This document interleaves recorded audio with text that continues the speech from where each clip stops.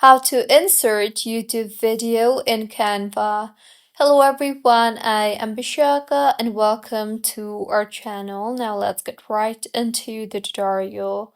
Firstly, go ahead and open Canva on your device and make sure you are signed in. Now further, go ahead and open the project in which you want to insert YouTube video in. Once you have opened the project, tap on the Apps option from the left side toolbar and you will see a search bar there. So tap on the search bar and search for embed, and now tap on the embed option and then go ahead and tap on the open option you see there.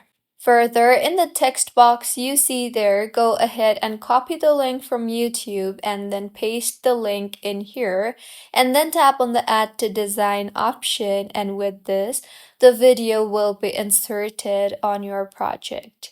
You can then go ahead and resize the video if you want, or you can also drag it here and there in order to make a proper placement for your video.